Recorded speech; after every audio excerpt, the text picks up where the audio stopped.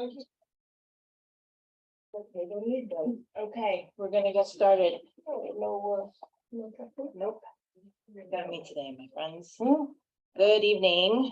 Welcome to Village of Cold Spring Board of Trustees Workshop Meeting, Wednesday, May 24th. There's an opportunity to request a vote to add or modify agenda items. Anyone have any? Are we removing the film permit request? We can do that now, yes. The film permit request is, the applicant has withdrawn their request, and then we'll come back in the fall, so that is no longer on the agenda for this evening. That's the only things. With that announcements, there's a lawn and leaf pickup tomorrow morning with garbage. And the village hall will be closed Friday at 1 p.m. for the long weekend, and obviously closed on Monday as well. So those are the only announcements that we have at the moment. So we can get straight to board business. Maybe just also a reminder of the parade on Monday. Oh, goodness, absolutely. Yes, there is a Memorial Day parade starting at the bottom of I guess it's here, right? Right. Oh, sorry, right in front here, in front of Village Hall, and goes to the cemetery. And I believe the kickoff is 9 p.m. 9 a.m. 9:30. Oh, 9:30 step up. There you go. A lovely parade, and hope to see people in attendance. We're not taking. It stops at the normal route. Sorry, it ended. All right, to board business. There's a resolution authorizing the mayor to execute the fire protection services agreement. Can I have someone? So moved. Motion. Okay, I think we need to read the resolution. Resolution 19-2023 authorizing the mayor to execute the fire protection service agreement with Nelsonville. The following resolution was offered by me for adoption and seconded by me.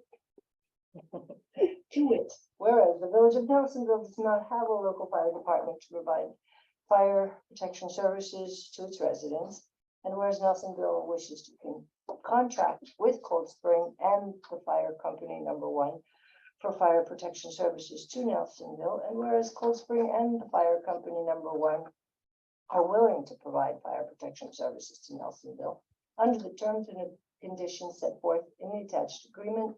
Now therefore be resolved that the Board of Trustees of the Village of Cold Spring authorizes the mayor to execute the attached agreement. Roll call vote. Trustee Bozzi. Aye. Trustee Fatty. Trustee Starbuck. Aye. Deputy Mayor Woods. Aye. Mayor Foley is absent. Adopted on this date by a vote of 4010.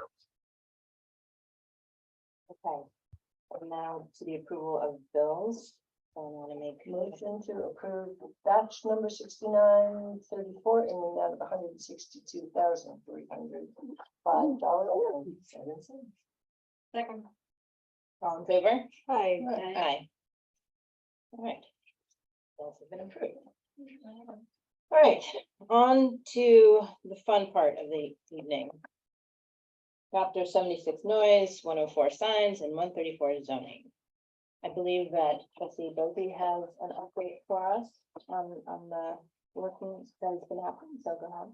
All right, so the ad hoc committee, village lawyers, continue to work on revisions to the code and seeker based on public comment. As you can imagine, revisions take time.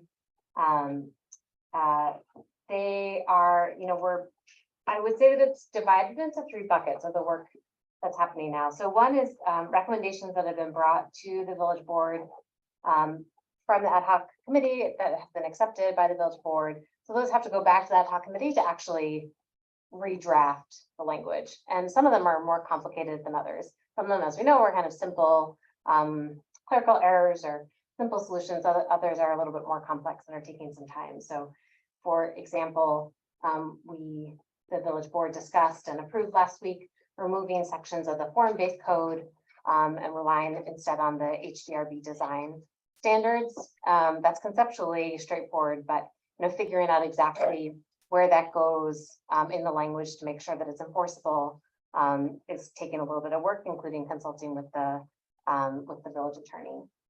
Another example, we've talked a lot about these energy provisions to make them enforceable, to make them clear. It's taking a little bit of work. So those are kind of the ad hoc committees in the weeds are trying to make these the edits. Another category is formulating more recommendations that are based on feedback from the public, from trustees, from other village boards. So ad hoc committee is working methodically through figuring out what recommendations to bring forward. So those we don't have any, ad hoc committee doesn't have any to present this week, but they're all in queue. So for instance, there was a public comment about what about funeral homes in the table of uses. So that and some other changes to the table of uses are being worked on and will be proposed as recommendations to the village board. Another category of work are answering the questions that have come from the public. So those continue to be answered as a kind of collective effort across that committee, but especially thank you to Ted. They are sent to the village attorney for review and will continue to be made available when they're ready. So that's a bunch of the work that's been done. Additionally, as I mentioned, the HDRB has provided this updated draft of design standards, which is really exciting to see that come forward after a long time. It has been forwarded to the attorney, and we're asking about how to optimize them in the PMU to make sure that there aren't duplicative regulations with the form-based standards, and again, making sort of integrating them well. There are also questions out to the village attorney based on the noise chapter, some of the public comment that's come up to understand what the village is kind of empowered to do. The mayor and Ted Fink met with NYSERDA via Zoom, I believe today, to review progress and confirm deliverables. And NYSERDA is pleased with the progress. Ted, maybe after my report, if you have anything else you'd like to flag, welcome that. Okay. The ad hoc committee is preparing an updated map based on the revisions. The mayor is recommending a parcel listing by tax map number as a cross-reference for ease of access and usability, so that each parcel is identified of which district they're in. Ted Fink, our consulting land use planner, is preparing a summary document as these changes evolve, and that will be published in the paper of records as required by NYSERDA. And the planning board is meeting tomorrow night, and we expect to have feedback from them by June 1st to be incorporated into the final revision release, which is aimed for on June 7th. Ted, any additional components to add?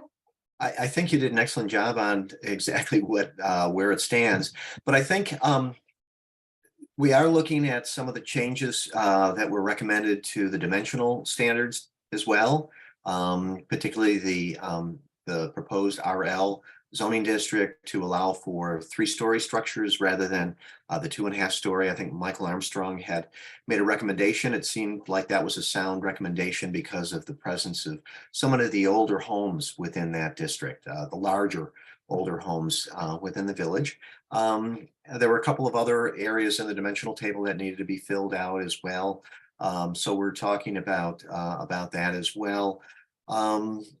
Let's see, and then any changes that that are being proposed, that are currently in discussion now, we need to make sure that the seeker review of the document is in sync with that, and that if there's anything that presents the potential for any kind of an adverse impact, then we've got to highlight that in the seeker review, because that's really an examination of the impacts of the changes in the document. And so, as Trustee Bosey said, I'm preparing not only the document itself, a red line version of it that shows all of the changes, but also a separate document for NYSERDA that will go through section by section and will describe exactly what's changed from the original zoning that's in place today.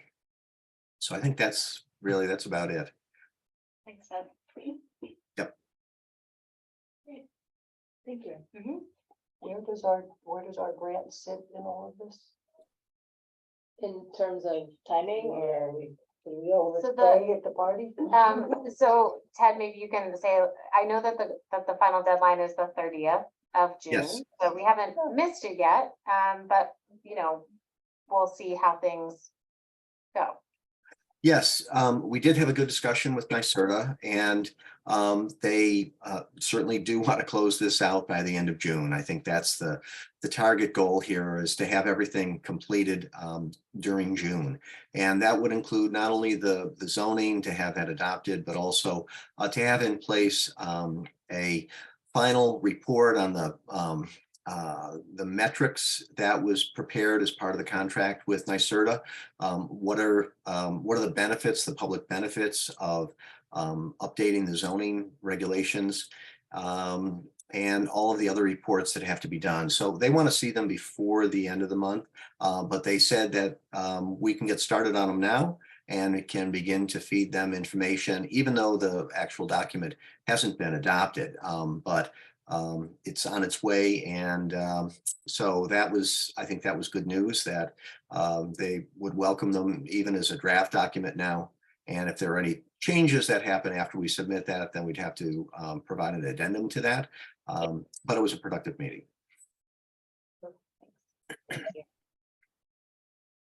Great. Board nominees. That's it for the update, and no recommendations to bring to the board this week. But you can anticipate some coming soon. Oh, yes. I'm sure. All right. So then with that, I probably will open it up and continue our public hearing. We're gonna give everybody 3 minutes to speak. If your comments extend beyond that, then you can email them to the village board. All right, or any written comments can be submitted to the I'm clerk sorry, or why to. are we being limited to 3 minutes tonight? When I understand we were limited to 3 minutes last week, but every other planning public hearing session, we were not limited to 3 minutes. Why tonight? Well, we made a vote, I think it was 2 weeks ago, that going forward, we would accept comments and edits by email and limit comments because of time and because we were getting redundant comments most We of the have 2 time. hours left tonight, so I don't understand. There are 3 people here. I don't know how many people are online. Why are we limited to 3 minutes tonight? Because that's what we voted for. I don't remember that vote. That was 2 weeks ago, It wasn't last week. it was the week before. Last week, we were limited to 3 minutes. Prior to that, there was no limit, and I do not remember any statement or vote by the board that was. Ms. Burley, do you need more than 3 minutes? Oh, yes. Okay. Are you planning on submitting your comments in writing as well? I always do. Okay, very good. So why don't we see what we can get through? Okay, and if you need an additional 3 minutes, we can consider that. We're not talking 3 minutes here. Okay, what kind of timing would you like? Half an hour. A half an hour? Yes. You have a half an hour worth of comments that you want to Yes, give? I think I do. Okay. Is that true of other people in this room, or who wish to speak, or is that just? It's early. I'll take that. Yeah, for less. I can talk fast. All right. Okay. Yes, why don't we do that then? So, Before we get started. Yes. A clarification on what trustee Bozzi was saying.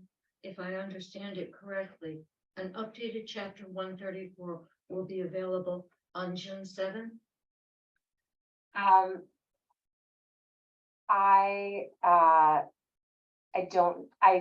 I think it's difficult to say a precise date, right? So it's based on, it's in part based on the planning board's comments that we haven't seen yet. Well, the So- planning board meeting happened last night.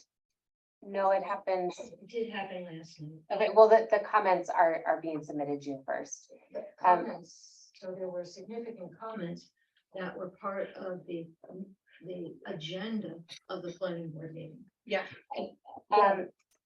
Jeff, can I ask a question? So, so in the deadline, when documents would need to be submitted for the June 7th meeting would be when? The board's next scheduled meeting is June 7th. The Board of Trustees. No meeting next. There's no meeting next. Next week is the 5th Wednesday, which is not a meeting scheduled on the 5th Wednesdays of the month. Okay. So June 7th is the next scheduled meeting. The planning board has said that they will have their comments by June 1st. Mhm. And then the Board of Trustees will review those. And if the code, if it's not significant, they can update the code by June 7th. And that's a target that's not written in stone. Certainly not, we're not chiseling it into concrete and setting that as a specific. So hopefully, Maybe June 7th. Now, there were some other materials that we're expecting. One is the list of questions and comments, not necessarily the responses to them. When will we see those?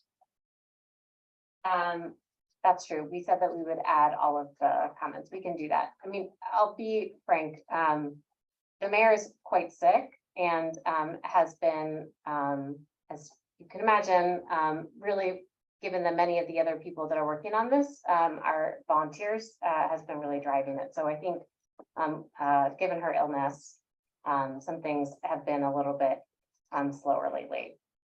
So we'll work on that. And there was another set of materials that were requested.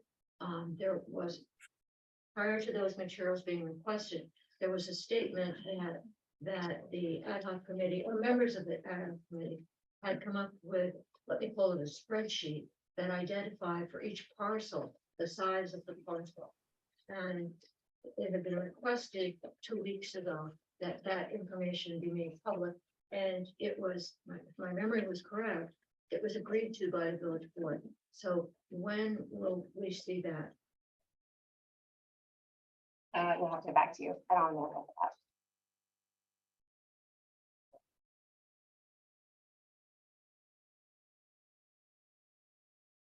I'm assuming that based upon the responses to the questions or the concerns, that additional questions or concerns may be raised. So if we see the final version of the chapter 134 and the responses to the questions and the comments, it is possible that more questions and comments will be raised. So is there a date when you plan to close the public hearing? And by the way, so as part of that, since you're reissuing chapter 134, does that close out this public hearing and establish a new one? No, I don't, maybe, I think we'll lean on the attorney for this answer. Thank you. Oh, no. No, the public hearing will remain open, throughout the various drafts and iterations. There's really no need to open a new public hearing or renotice for a new public hearing. So is there a tentative date to close the public hearing? We haven't established one yet. Thank you, thank you. Okay. now is that part of your Yeah. question? Like- Was that the preamble? That was the preamble. Okay, great. Warming up. She goes. Okay. All right, go ahead. Can you please state your name and address, please? Marion Raleigh, 16 Grandview Terrace. Where is the visitor center public restrooms on the zoning map? I can't find it. 5 Market Street, a single family house, appears to be identified as civic on the zoning map. Is this correct? And this may be a problem with the shading differences between civic and large RL. But based upon the size of this property, I'm assuming it's civic. So, Do you mind if I answer that question? the homeowner has brought that to our attention and is being corrected. Okay, there are, you will, there are a good number of changes that are happening to the map, many based on your feedback, including color. Thank you. The comment of previously, the board had responded about color, and I appreciate that because the orange or salmon and the two shades of gray were difficult on my laptop, which is not a high color resolution laptop. It's difficult to determine. Next question. It's not a question, it's a comment. Maple Terrace does not appear on the zoning map. Then the property between Maple Terrace and Main Street also does not appear on the zoning map. This is the property that has been maintained by the village, especially the stairs between Main Street and Maple Terrace. Should this be reflected on the zoning map as civic? Cedar Street Spur does not appear on the zoning map, and there is one property in the village of Cold Spring which has an address of Cedar Street Spur. In the EAF dated May 10th, there is a statement, quote, a new civic district to apply to municipally owned or operated properties. On the zoning map, tax ID 49.5-2-23, which is identified as the old burial ground, which is not municipally owned or operated, is shown in the civic district as our properties owned by the town of Phillipstown. Should these be zoned in a different district? Next, the EAF also says a PUD will allow Cold Spring to achieve a diverse and balanced community with housing available for households of all income levels. At the May 10th continued public hearing, Ted Fink implied that affordable housing could take quite some time to achieve, suggesting it be addressed in the next update to the comprehensive plan. If that is the case, should statements in either the EAF or Chapter 134 about income levels and affordable housing be modified? Question. Page 10 of the EAF says, a greater diversity of housing options and uses that would normally be permitted under the village's standard zoning districts, each compatible with the village's character and consistent with its historic development pattern. The only apparent new housing option is the proposed 134 cottage courts, which would not be correctly described as a greater diversity of housing and options and uses, and does not reflect the village's historic development patterns. Do you agree? Page 11 of the EAF states, the PMU district is intended to protect the historic character and surroundings of the local village historic district, the National Register Historic District, and other traditional village neighborhoods. How does the PMU district achieve this? Next question. What is the capacity of the village's wastewater treatment plant? Question mark. Is it sufficient to handle the proposed build out of Marathon? Question. At what point will the wastewater treatment plant be at capacity? Question. Page 14 of the EAF states, this includes several residential lots along Rock Street, portions of lots on the boulevard, Chestnut Street, Kemble Avenue, and Constitution Drive that are currently zoned for industrial uses, that is the I-1 district. They are proposed to be rezoned to the R district. There are no portions of lots on Constitution Drive that are currently zoned I-1. Next question, why were the current B2 and B3 districts combined into the new B2 district? Why are the proposed dimensions for the new B2 district so much smaller? A 5-foot front yard setback in the proposed B2 district would be dangerous, particularly along Route 9B. This would leave very little clearance, for example, between an open door and a sidewalk. Why was a 5-foot front yard setback chosen? The EAF does not mention the disposition of current zoning districts I2, designated Hotel Historic Recreational District, B4A, the merger of B2 and B3, and the new district numbers assigned to the current B4 and B4A.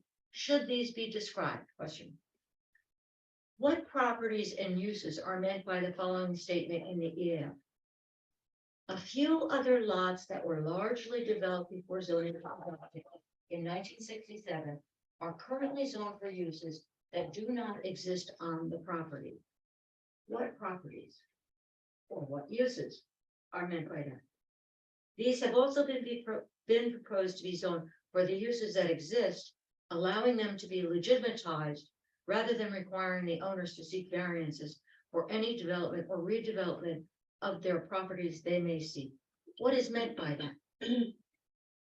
In the table of dimensional requirements, row R-MF specifies 27,000.00 as the lot area. Should it be 27,000? Question mark.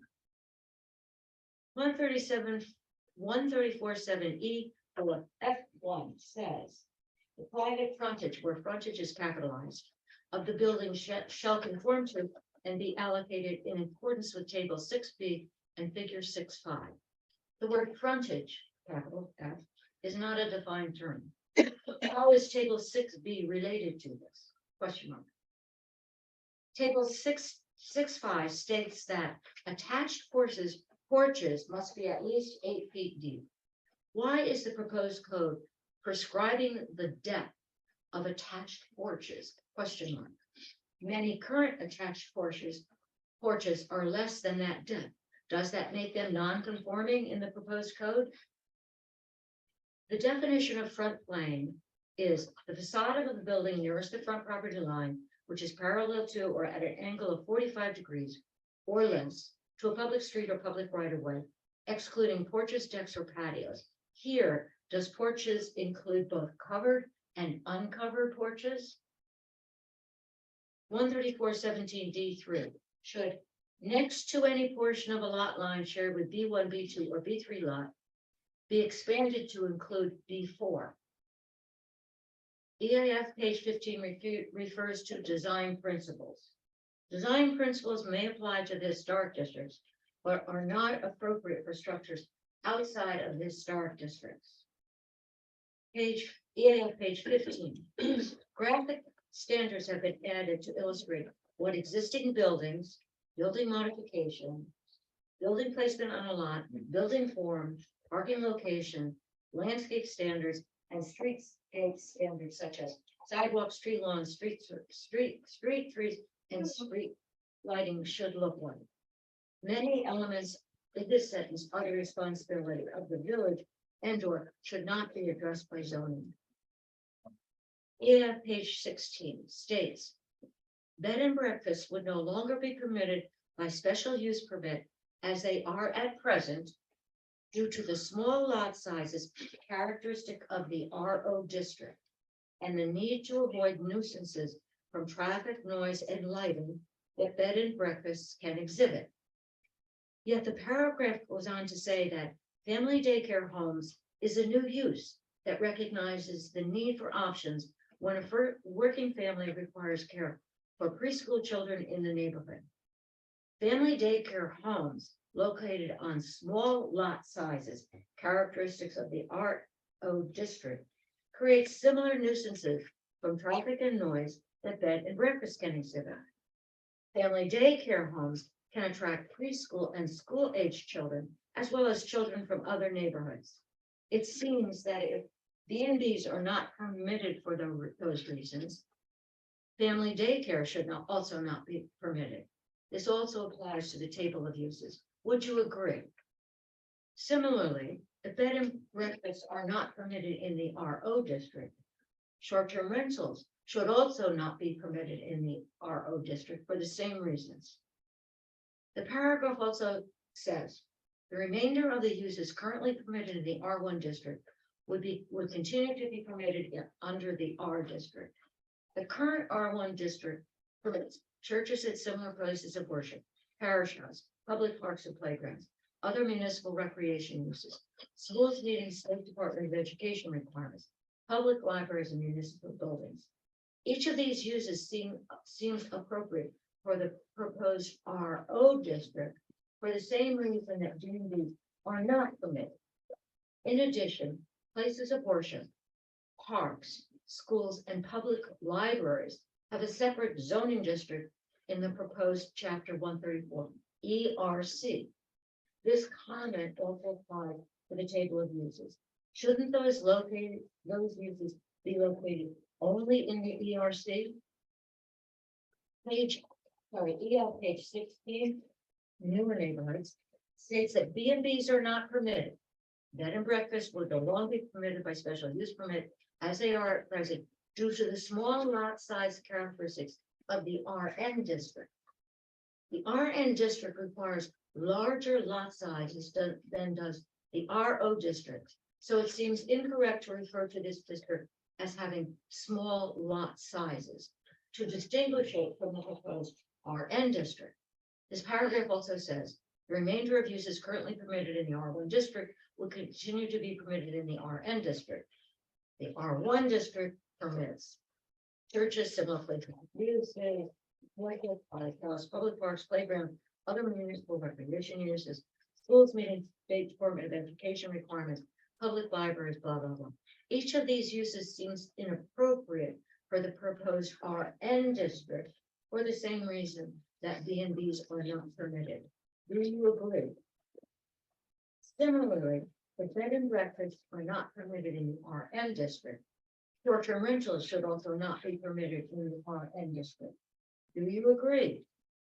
Page 17, EAF page 17 says, which do exist, but to a lesser extent in this area of the proposed RL district. What is meant by in this area of the proposed RL district? I thought it was a district, not that there were areas in the district. Why isn't property 48.8-2-26 zone ERC on the zoning map? Please provide a text description of the differentiation between B1 and B2. It appears that to operate a family daycare, there are a number of requirements, including a license from New York State. I quote here, a family daycare program cares for children for more than 3 hours per day per child in a residence for 3 to 6 children, up to 8 children if 2 are school age and attend the program only when school is not in session.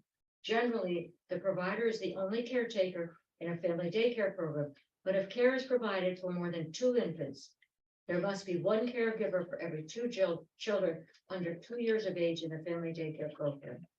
Shouldn't the definition of family daycare home include the requirement for a license to operate? EAF page 17 says, simultaneously relieving the burden on landowners who must obtain ZBA approval for variances for most improvements. During the period from December 2017 through May 2023, which is a 5.5-year period, the ZBA met 60 times. 26 applications were reviewed, some in a workshop only. That is, they did not proceed to a public hearing, and some in a workshop and then a public hearing. Of the 26 applications, 3 would not have been required on the proposed zoning, while 1 is questionable as to whether it would have been affected by the proposed zoning. The remaining 22 or 23 applications would still be required under the proposed zoning. So only 15% of the applications would be eliminated by the proposed zoning. It seems as if the burden referred to are not that significant. Do you agree? 134.16.1D2 states, where a proposed site plan contains 1 or more features which do not comply with the site plan regulations, application may be made to the zoning board of appeal for an area variance pursuant to Article VII of the zoning law without the necessity of a decision or determination of the code enforcement officer. Why does this go to the ZBA and not the planning board? In addition, it is not clear under what circumstances a proposed site plan, parentheses, which does not comply with site plan regulations, would come to this point. Would this occur if the CEO determines that the proposed site plan does not comply in 1 or more respects with the submission requirements of the zoning law? And why would the only circumstance be the issuance of an area variance? So why would the ZBA issue an area variance and only an area variance when the proposed site plan does not comply with site plan regulations?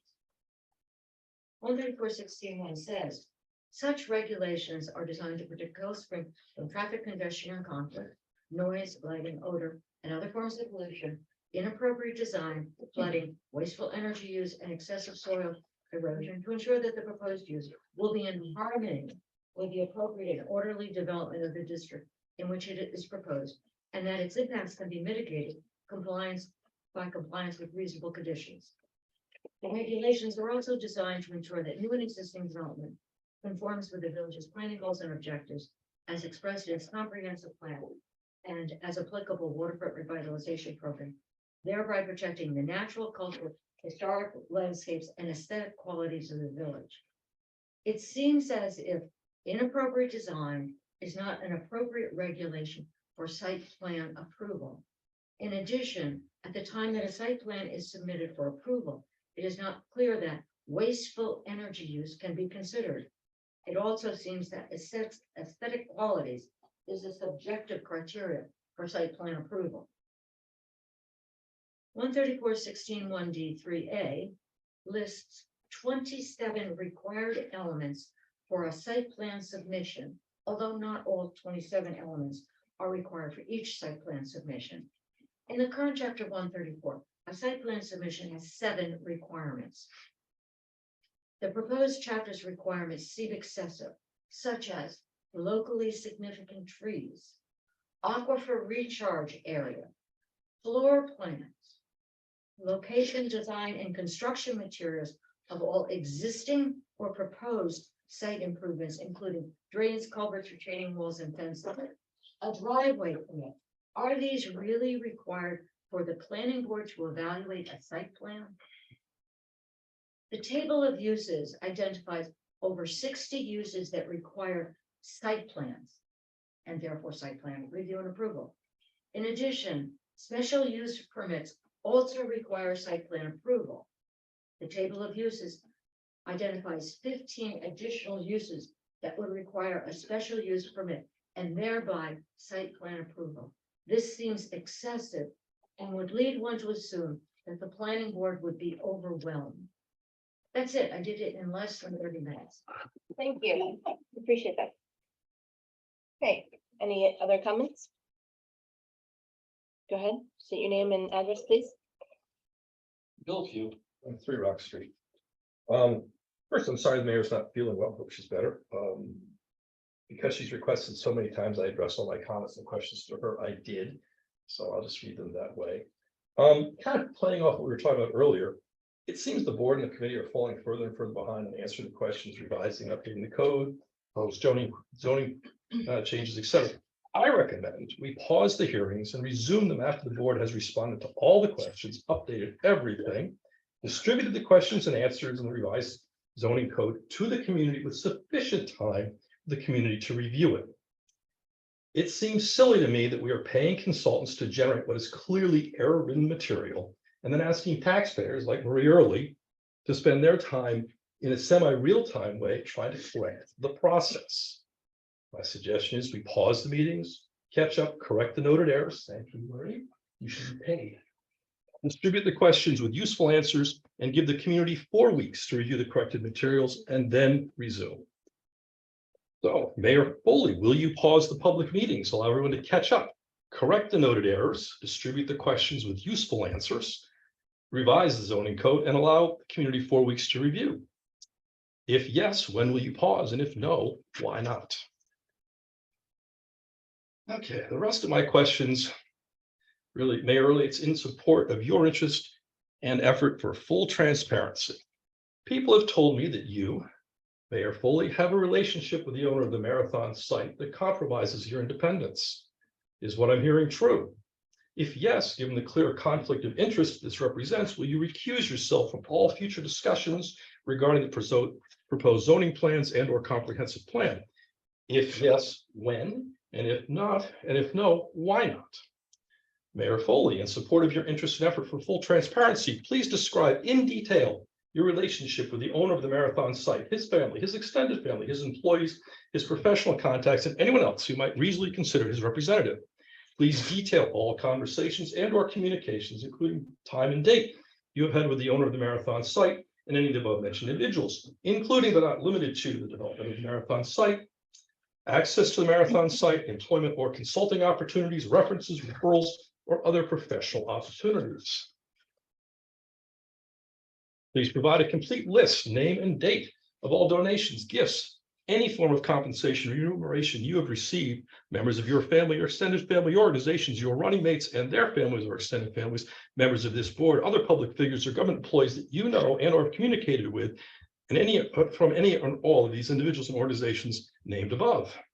Members of the board, Deputy Mayor Woods, Trustee Bozy, Trustee Fatty, and Trustee Starbuck, in support of your and the mayor's interest and effort for full transparency. Each of you, please individually describe in detail your relationship with the owner of the Marathon site, his family, his extended family, his employees, his professional contacts, and anyone else who might reasonably consider his representative. Detail all conversations and communications, including time and date you have had with the owner of the site and any of the above mentioned individuals. Provide a complete list, name, date, amount, description of all donations, gifts, forms of compensation, remuneration you or members of your family and or your extended family organization, your running mates and our families or extended families have received. Additionally, please describe to the best of your knowledge the mayor's personal relationship with the owner of the Marathon site, any or all of the above mentioned individuals. Given everyone's interest in full transparency, has the village attorney or his firm or his associates ever done work for or work that might be assumed for the owner of the Marathon site? Does the village attorney have a relationship or have ever had conversations or communications with the owner of the Marathon site? If yes, please detail all conversations and communications you've had with the owner of the Marathon site and any of the above mentioned individuals, including time, date, conversations, etc. How much has the village attorney billed year to date? How much of that is related to the work on the comprehensive plan or proposed plan? Mayor Foley, you stated all questions will be answered after they've been reviewed by an attorney. Why is the village attorney reviewing all the answers provided by our elected officials? Because we're not lawyers. Thank you. Please state your name and address.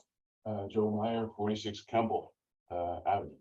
I have just a couple points. The first one is that we recognize the right of any property owner to build structures on their property according to the law and the code. So that's a given. The second is that we, as residents, note the very limited access of the roads in our area. So we request that clarity be made about the ingress and egress of additional traffic before any plans are approved. The thinking is that how can you make a plan if you don't know how many cars and trucks that you can bring into the area? So we would like to have that sequence of events.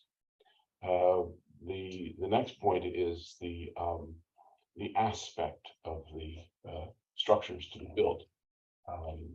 We love this community, we love the people and the buildings that are in it, and we would like to see that preserved and continued. That does not mean that old things or things that look old should be built. What we do wish, however, is to avoid the cookie cutter kind of construction, so that whatever density is finally decided, that the numbers of the buildings that are constructed have some sort of individual distinction to them. They are not just the same as the one next door. That means materials, that means size, that means facade aspect.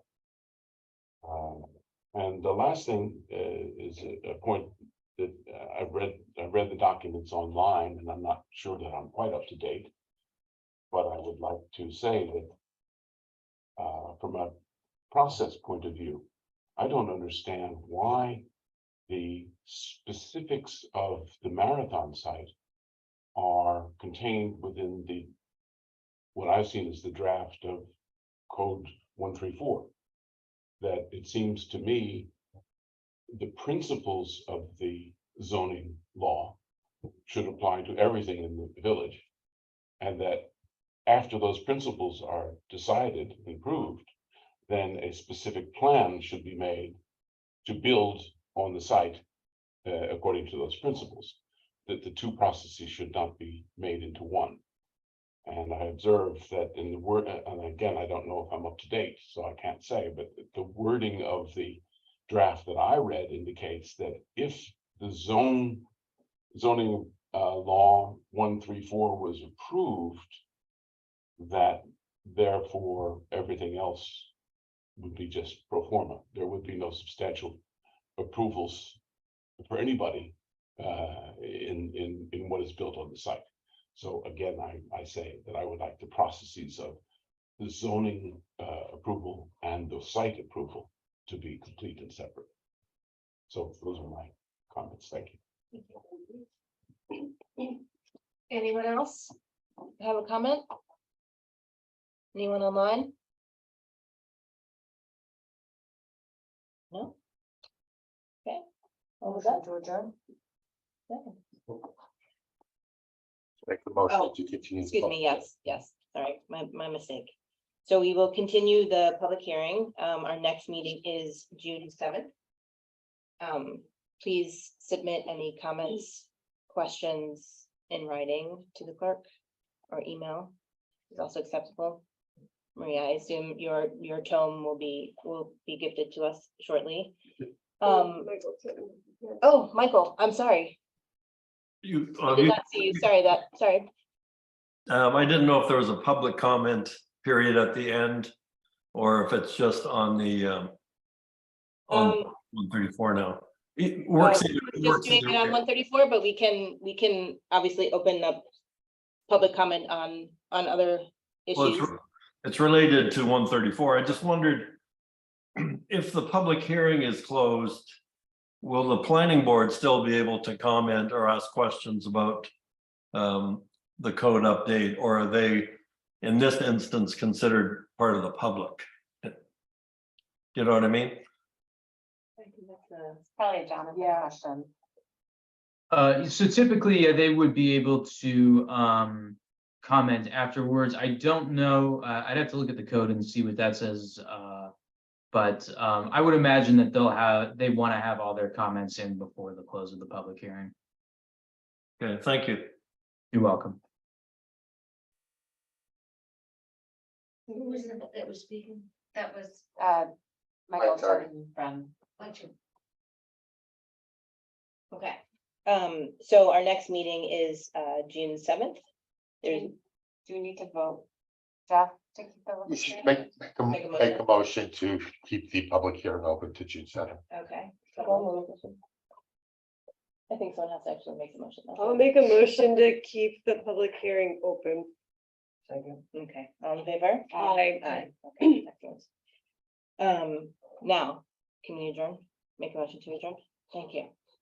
So motion. Second, all in favor? Aye. Aye, thank you.